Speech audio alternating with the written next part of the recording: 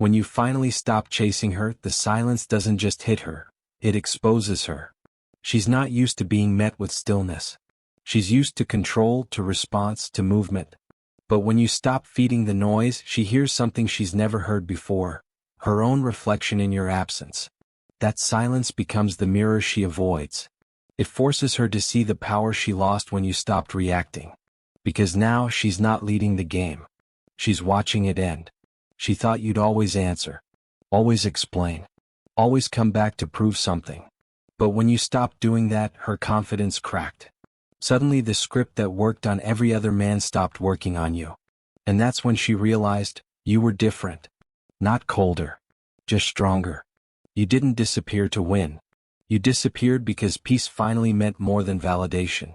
Every woman knows how to pull emotion. They sense weakness like heat. They test it. They push it. But they can't handle a man who's not afraid to lose them.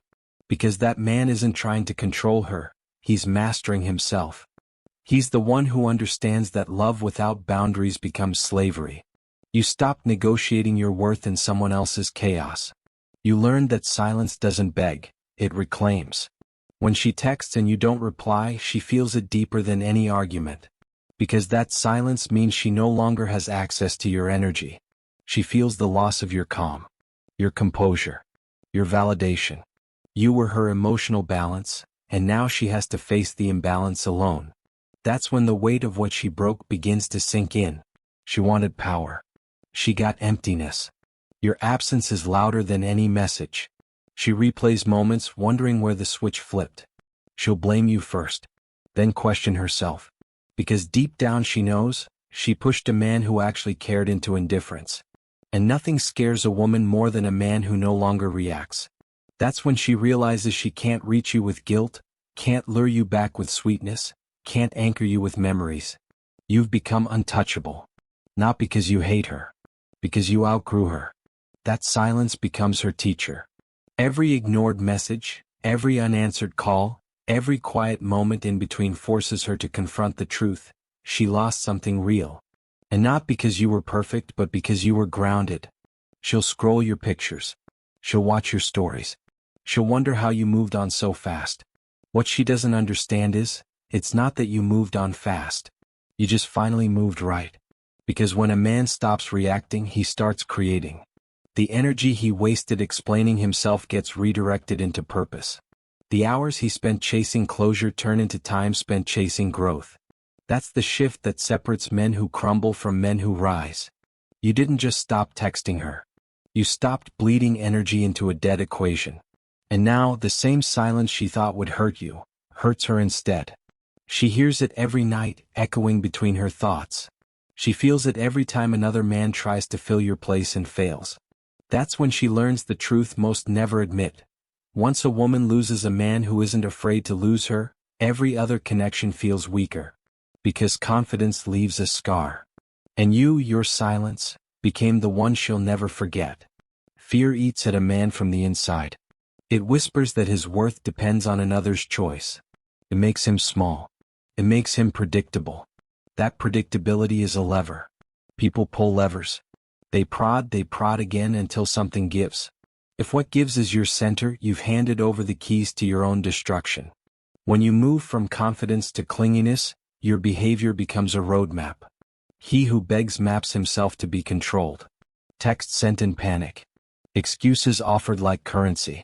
Apologies that come too fast. All of it broadcasts scarcity. Scarcity smells like opportunity. She notices it. Everyone notices it. The instant you communicate need, you reduce your value in her eyes because you advertise that your peace is negotiable. Real strength is quieter. It isn't loud declarations or headline gestures. It's refusing to rearrange your life around someone else's mood swings. It's keeping your schedule, your rituals, your standards intact. That kind of consistency is not arrogance. It's anatomy. It signals an internal ecosystem that will not collapse if a relationship falters. That signal is magnetic because it promises stability, something rare in a world addicted to emotional turbulence. Clinging is not devotion.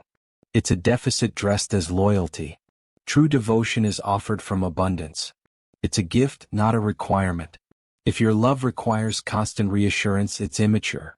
If your presence depends on permission, it's conditional at its core. The man who loves from fullness does not trade his boundaries for affection. He gives freely because he can. He walks away if giving becomes self-erasure. She will test to verify. Tests are not always malicious, they are diagnostics. She checks whether you remain when provoked. She examines your reaction to distance. She gauges how much you will sacrifice to avoid discomfort. Tests are efficient at revealing truth, whether you will bend your spine to maintain connection or whether you will stand upright and preserve yourself. When you stop reacting to probes, you force a different conversation. Your non-reaction is a language she hasn't been taught to read. It unsettles because it removes the predictable feedback loop she relies on. She cannot measure you by her usual metrics anymore. That confusion becomes a mirror. In that mirror she sees her tendencies, to manipulate, to escalate, to weaponize charm. Confronting those tendencies isn't pleasant. It's necessary. Detachment is not abandonment. It is deliberate distance with intention. It is choosing presence on your terms. It is saying yes to your life and no to behaviors that cost you dignity. You withdraw energy, not affection. You step back to preserve context. That act recalibrates the relationship's economy, who invests and why. Men who stop fearing loss stop subsidizing drama. They redirect that energy into craft and character. They train in silence. They read while others scroll. They build while others react. That productivity is contagious. It shifts the field of attraction. Suddenly the timeline isn't you proving worth, it's her proving alignment. Fear makes men negotiable. Resolve makes men immutable. The former invites testing, the latter discourages it. Women aren't immune to this logic. Some respond by chasing, some by doubling down on techniques that once worked. But the reactions reveal the truth, whether a partnership is based on codependency or on mutual respect. Walk steady. Let scarcity of reaction be your new currency. Not to punish but to clarify. The only way to know what you truly have is to stop pretending you need it to stay whole. When you do that, you stop being easy to control. And that, more than any line or lecture, changes the dynamic forever. Quiet isn't nothing. Quiet is a force. It pulls weight in a room where noise once did all the work. Remove your commentary and you change the terms of engagement. Conversations that used to orbit emotion now have to orbit facts. That forces clarity. People fear not being heard more than being wrong. Your silence removes the guarantee of feedback. Without your immediate verdict, people must decide for themselves what matters. That decision reveals priorities. It separates habit from intent. It exposes who was with you for comfort and who was with you for real. You don't go silent to punish. You go silent because your voice used to be spent proving you existed. You stop proving. You let reality answer. That absence of performance becomes a test your life administers without malice. It shows who waits and who wanders. It shows who builds and who borrows attention. When you invest your energy elsewhere, you stop underwriting someone else's drama. That shift is loud in the quietest way. Silence removes the scaffold of excuses. People who relied on you to translate their lies suddenly must translate them themselves. The stories they told to stay comfortable unravel when there's no one left to applaud them. That unraveling is not spectacle, it's a mirror. And mirrors make people uncomfortable because mirrors force honesty. She will look and wonder what she didn't see while you were busy explaining. Holding quiet requires courage. It's easier to shout, to chase, to clarify. It takes less character to flood a chat with words than to sit with consequence. The man who endures the pause accepts discomfort because he values outcome over spectacle. He prioritizes long-term integrity over short-term reassurance. That discipline rewires the dynamic. It refuses the currency of constant attention. When you stop supplying commentary, other people start filling the gaps with their own narratives. They either rise to meet the empty space or they shrink away. Their choices tell you everything. Some will try to reconstruct reality to suit old habits. Others will step forward and align. Both responses are useful. One lets you stay, the other clears the path. Quiet also amplifies presence. If your silence is steady, not frantic, it reads as confidence. People sense composure like a scent. They can't always name it, but they feel it. Composure insists you aren't available as a mood prop. That recalibration removes the cheat codes people used. They can no longer manipulate you with predictable reactions because your reaction is to remain centered. That unpredictability is magnetic. You will be tempted to narrate your restraint. Don't. Explaining the reason for your silence defeats it. Words are cheap when used to justify. Actions are expensive and durable. Let the life you build during silence be the answer people read if they scroll back through time. Evidence beats argument every time. Silence creates space for growth. Time that would have been wasted arguing, apologizing, or decoding behavior turns into practice. You get stronger habits. You read more. You train harder. You shape routines that don't depend on approval. That growth shows up in posture, in the way you speak later, in how you choose company. When you return to conversation, you speak from a different place, a place that doesn't need to be validated. People notice that change. They feel the shift in tempo. Some will resent it. Some will admire it quietly. Either reaction narrows your world to what actually matters. That narrowing is a gift. It conserves resources for people who match your new wavelength. Quiet forces truth. It surfaces intention. It weeds out pastime lovers from partners. It turns noise into a filter. And the man who can sit in that silence without flinching earns an unforced kind of authority. Not loud, not coercive, simply steady. That steadiness is irresistible because it is real. Boundaries are not walls. They are signs on the road telling people where they may drive and where they must stop. They communicate standards without drama. They are instructions for how to participate in your life. Clear lines save you from slow erosion. A man without limits is readable. He's an open manual for behavior. People learn what they can take. They will take until something is set. Boundaries remove the guessing. They reduce chaos. They increase respect. When you define what you will accept, you stop bargaining for dignity in the middle of fights. Boundaries protect your time. Time is non-renewable.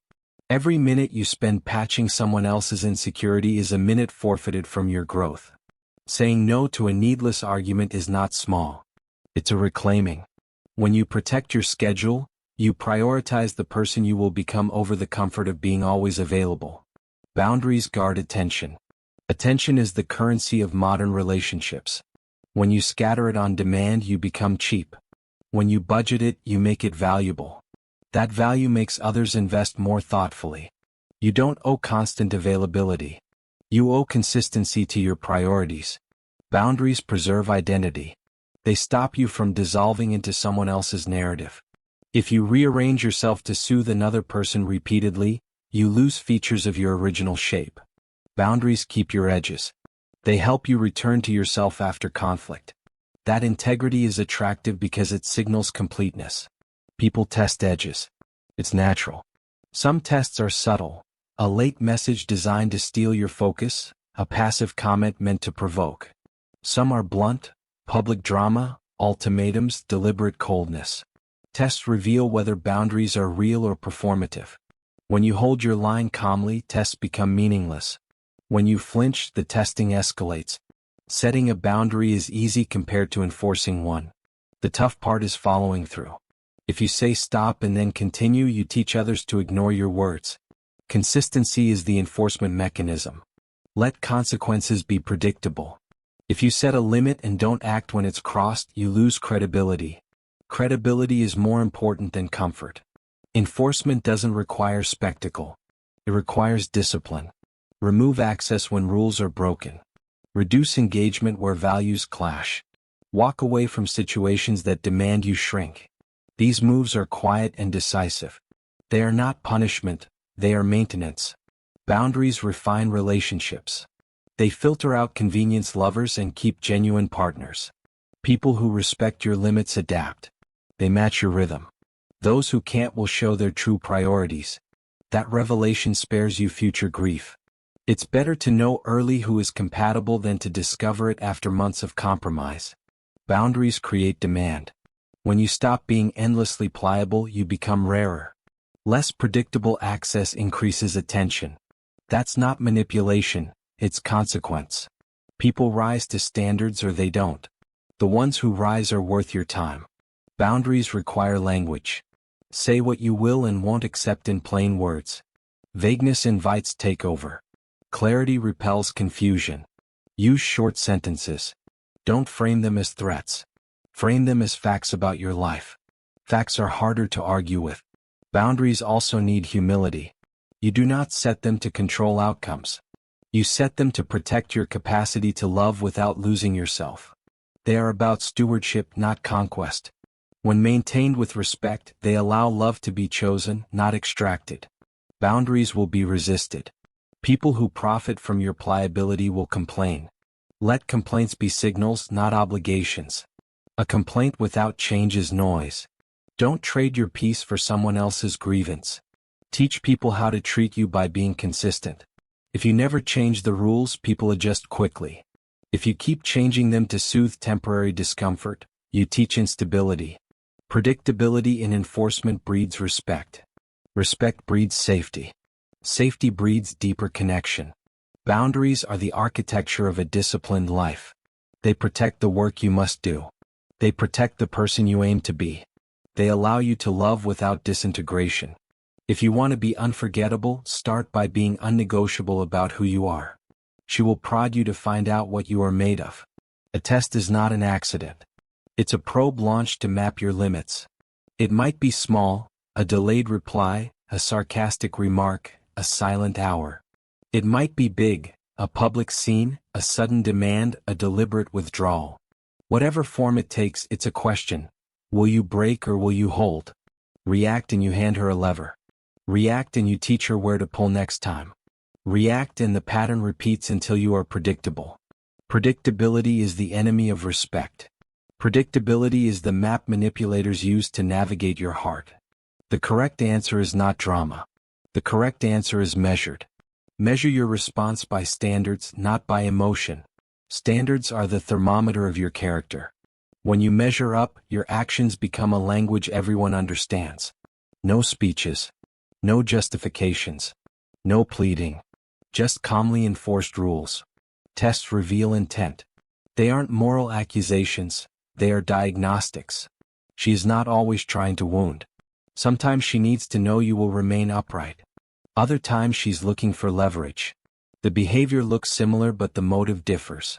Your job is to see through the motion and choose a response that preserves your center. That choice rewires the relationship's chemistry.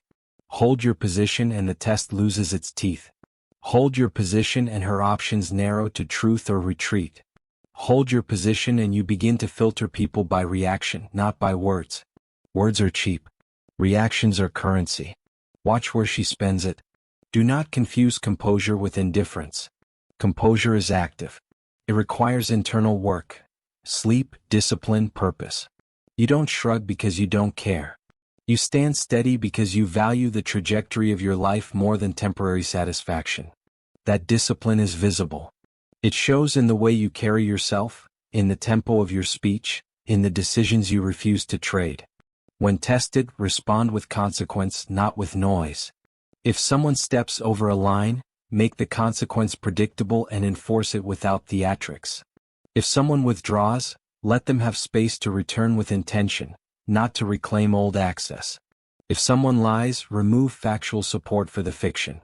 Don't argue about feelings, correct the facts and move. Tests that are met with consistency either become learning moments or self-revealing exits. People who adapt with integrity will adjust.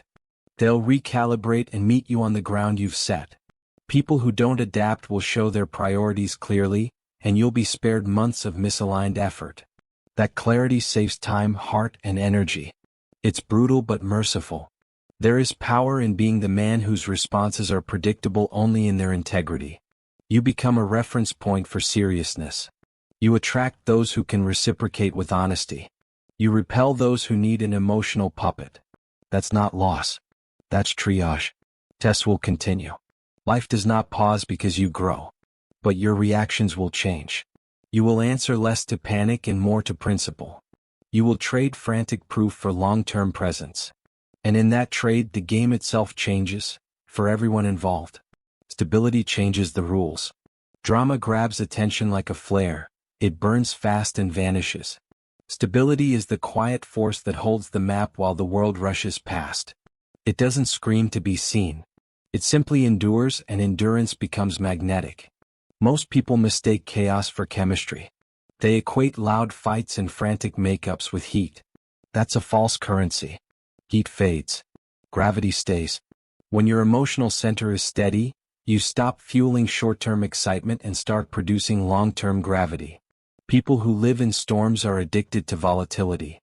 A calm man offers something rarer, predictable safety that still excites because it isn't bought with desperation. Stop broadcasting need and you stop being a commodity. Need lowers your price. Confidence raises it. A man who stands for himself doesn't beg for proximity, he arranges it. That arrangement forces others to choose, engage intentionally or walk away. Those who engage intentionally bring real alignment. Those who walk away free you sooner. Either outcome works for you. Consistency rewrites attraction. It tells a different story than flashy charm. Imagine two men, one volatile, one constant. The volatile man is a roller coaster, thrilling, exhausting. The constant man is a harbor, safe, dependable. Over time people prefer the harbor because it supports life, not spectacle. Attraction matures the same way. What once hooked through adrenaline now hooks through reliability. That reliability stands out because most people never cultivate it. You become compelling by doing less performance and more presence. Presence is not passive. It is the deliberate maintenance of composure, the daily practice of showing up. It's being the person who keeps his calendar, defends his hours, and honors his word.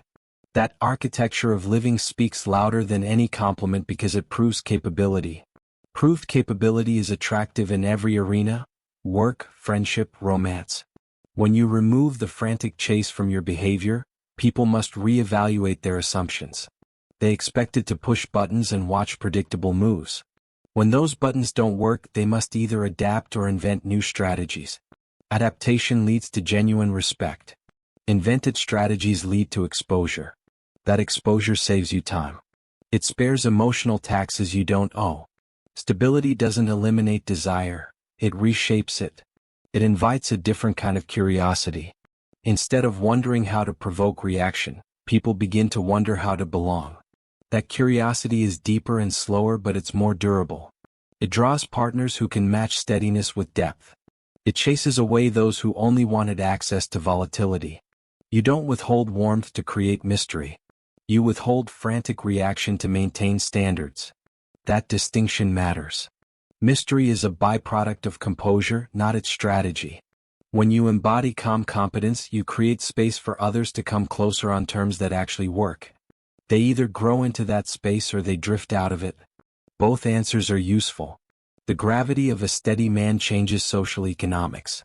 People give less noise and more substance. Conversations move from performance to planning. Dates shift from reactive pleas to mutual choosing. The ecosystem of your relationships becomes healthier because you stop subsidizing drama and start funding development. This isn't about withholding love. It's about choosing the recipients of your energy. Invest in people who show up, who keep promises, who mirror your effort. Withdraw from those who only return when it's convenient. That discernment is what makes stability attractive. It's not scarcity, it's selective generosity. In time, your life looks different. It's quieter in surface noise but richer in texture. Opportunities arrive that chaos would have missed. People treat you like someone whose time and attention are meaningful. That treatment becomes its own reward, and its own magnet. So trade the flare for the anchor. Let your presence be the long game. Stability doesn't starve desire, it refines it. And men who build that refinement stop chasing illusions and begin attracting what actually lasts. Her response is a window. It shows what she values when you aren't supplying the script. Remove the playback and watch the raw file. Her choices play out in real time. That is your data. Read it. When you stop being the emergency lever she pulls, her behavior strips down to essentials. Some people widen into generosity. Others narrow into tactics. The reaction is proof, not opinion. It tells you whether she wanted you or the effect you produced. That distinction is brutal but clarifying. People reveal priorities under pressure. Without your constant reassurance, motives display themselves. Does she step forward with humility and restructure around the new reality? Does she lash out to reclaim access? Or does she perform indifference while secretly cataloging what she lost? Each response is an index of alignment. Each response commands a different answer from you. This stage removes storytelling. Excuses and narratives don't survive absence. Action survives. If she changes her behavior, you've got evidence of intention. If she repeats the old patterns, you've got evidence of preference. Stop negotiating what you can observe. Trust the visible. It rarely lies. Her confusion will be loud. Expect it. People panic when predictable control evaporates. That panic is not your responsibility to fix. It's her signal to either grow or retreat. Your job is to watch the effect, not to perform the remedy. Presence without intervention is its own corrective. Let outcomes teach her what words never could. Some will weaponize charm. Smiles and late-night poetry are default tools when the usual playbook fails. Those moves are not always honest. They can be a temporary ploy to recover comfort. Don't conflate charisma with change. Measure consistency. Time reveals true patterns. Short bursts of sweetness rarely reconstruct character. Look for sustained effort, not impressive staging. Others will attempt to rewrite history. They'll recast themselves as victims, as pushed, as misunderstood. That rhetoric can be persuasive, but it collapses under documented behavior. Keep records in your head, actions you witnessed, promises made and broken. Facts outlast narratives. Use them to orient your decisions. Do not surrender your memory to convincing lies. When she agonizes privately but performs publicly, understand where she places value. Public theater feeds ego, private work builds competence. If you see apology posts without changes behind them, treat the display as a surface move. Integrity requires unseen labor. Look for it before adjusting your boundaries. Some reactions will be honest and uncomfortable. She might confess, apologize, or ask for help rebuilding trust. Those are heavy asks. They require reciprocal labor. If she's ready to invest time, consistency, and humility, that work can lead to real repair. But repair requires terms. Don't accept vague promises. Set measurable steps and watch for follow-through. Trust is earned, not declared. Your silence will create a crucible. It forces testing to reveal metal. People who only wanted privileges will peel away. Those who truly valued you will either show up differently or quietly exit with dignity. Both outcomes are progress. One clarifies who is worth more attention, the other clears room in your life. Remember, you're not conducting a punishment campaign. You're performing an audit. The goal is alignment, not revenge. Use her reaction as a data point to design your next move. If she grows, engage with conditions. If she repeats old patterns, preserve your distance. That pattern recognition saves time and heart. In the end, her reaction is a mirror you cannot misread if you pay attention. It reflects what your presence meant to her when you stopped being available on demand. Let that reflection guide you. Respond with the calm rigor you expect from others. Do not be swayed by theatrics or pressured by guilt. The truth is visible. Act on it. You convert the energy of loss into forward motion. Pain becomes fuel, not a prison. You stop replaying what went wrong and start building what goes right. That's the real alchemy of recovery. Redirect grief into work that grows you beyond the relationship. Rebuilding is practical. It begins with routines and ends with identity. Wake early. Move your body. Read things that sharpen your thinking. Practice skills that produce visible progress. When you measure growth by action, healing stops being a feeling and becomes a habit. Habits are harder to steal than moods. Purpose rewires attention. Instead of waiting for a text, you schedule wins. You replace late-night scrolling with deliberate tasks that compound. The hours you once spent negotiating feelings now compound into competence. That competence shows up in posture, in conversation, in the projects you ship. People notice visible outputs more than eloquent explanations. Constructive grief is efficient. It forces priorities. What matters? Sleep, work, discipline, growth. What doesn't? Drama, excuses, emotional bailouts. You cut the fringes and protect the core. Protecting the core means refusing invitations to debates that cost you momentum. It means choosing growth over closure when closure is a smokescreen for stagnation. Rebuilding asks for small, steady wins. Lift the same weight every week. Write a page daily. Send one genuine message to someone who matters. These tiny deposits build a balance that compounds into identity. The man who shows up for small things becomes the man who doesn't flinch at big ones. Mastery is a collection of consistent, boring choices. Purpose also sharpens your boundaries. When you are busy building, you don't tolerate behaviors that derail progress. People who demand disproportionate access get deprioritized. That isn't cruelty, it's allocation. Your attention is a scarce resource. Spend it where returns exist. The math of life rewards investment, not drama. Rebuilding includes reclaiming pleasure on your terms. Learn to be alone without loneliness. Rediscover tastes that aren't reflections of someone else's preferences. Eat good food because it nourishes you, not because you hope someone notices. Travel to new places not to escape memories but to collect them on your own terms. Solitude practiced well becomes fierce company. Community matters. Growth is easier with people who push you toward competence. Surround yourself with those who demand excellence. Replace sympathizers with challengers. You don't need crowds of comfort. You need a few people who insist you level up. Their standards will pull you forward faster than pity ever could. Rebuilding is not denial. You feel the loss, catalog it, then allocate it away.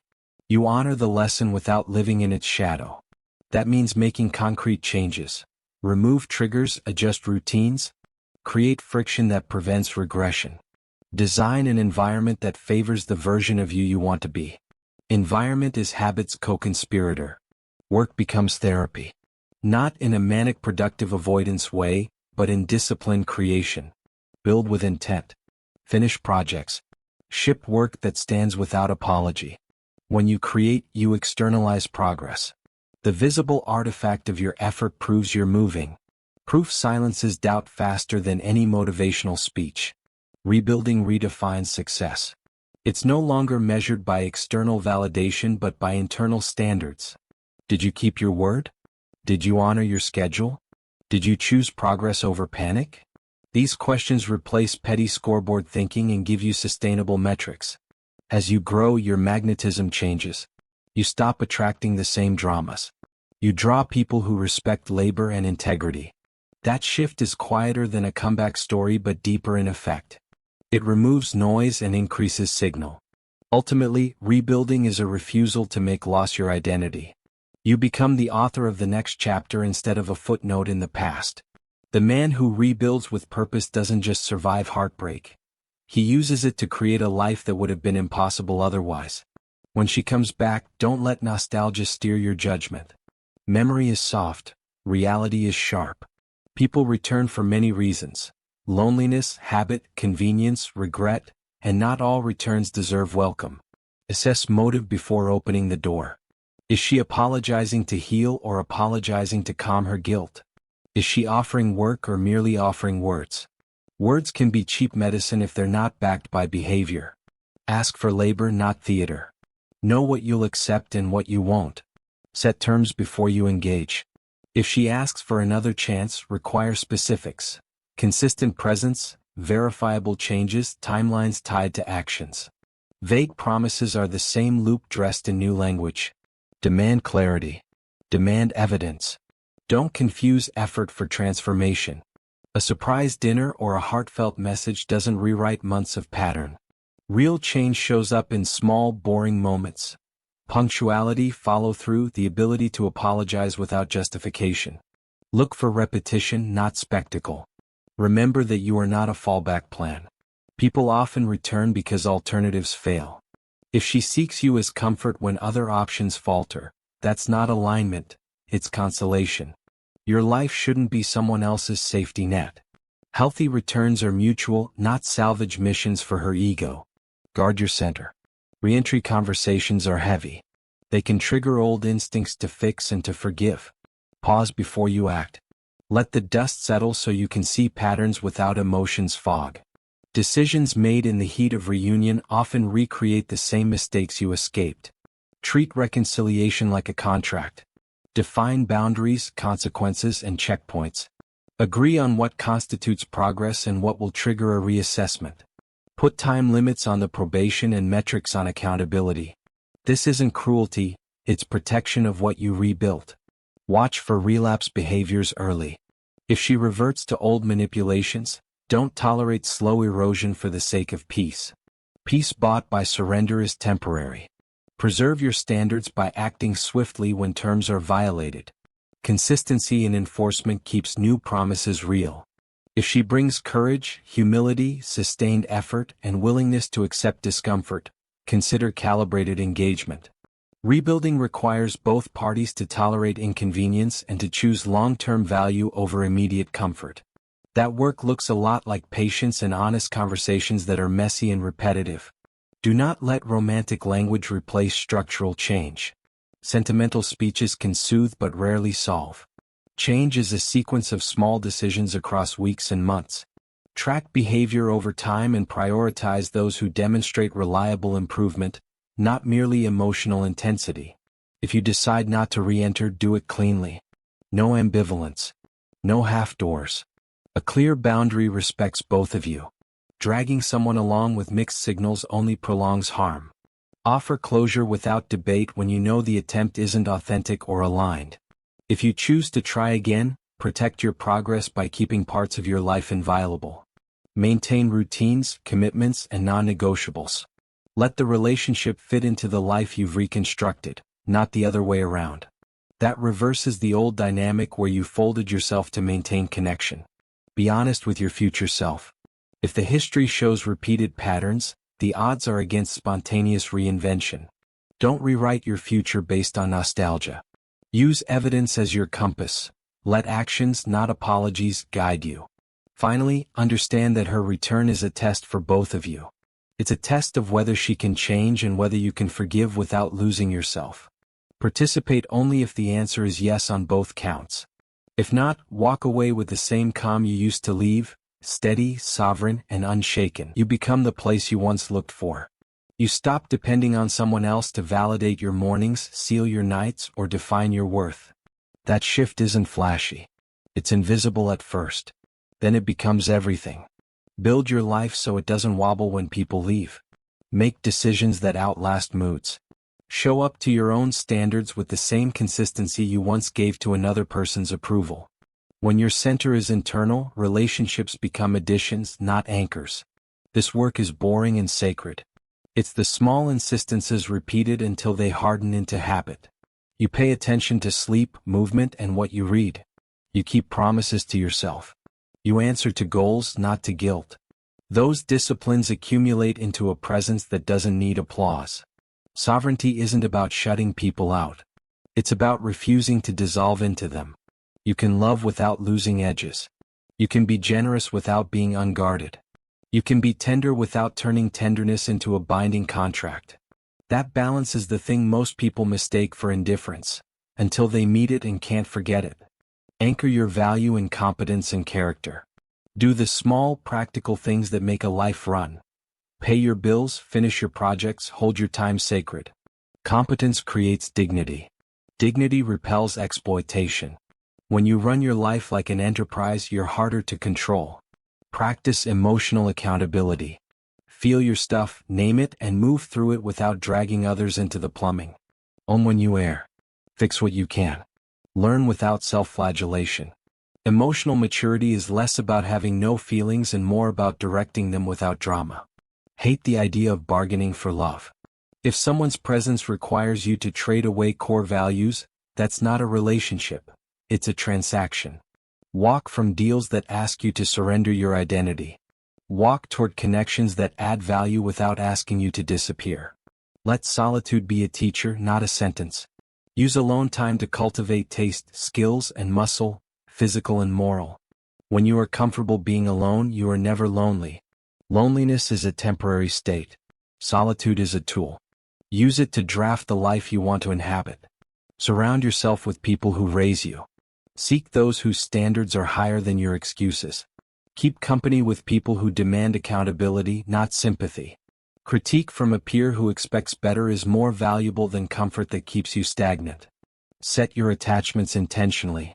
Choose who gets your attention and why. Let generosity be purposeful. If someone deserves your effort, give it with clarity. If they haven't earned it, withhold it without drama. Respect is scarce, spend it like capital. When people test you, respond like a professional. Don't perform emotional theatrics. Apply principles. Calibrate consequences. Keep your rules public but your enforcement private.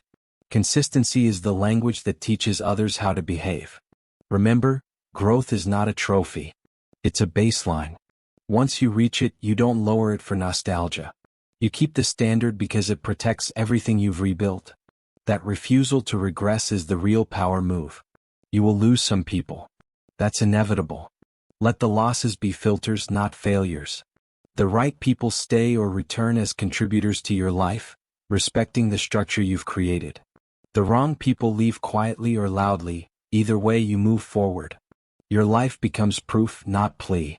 You no longer explain yourself into worth. You demonstrate it. Your calm becomes contagious. Your focus becomes a beacon. And in the quiet aftermath of every test, you stand as your own evidence, whole, intentional, and unbought.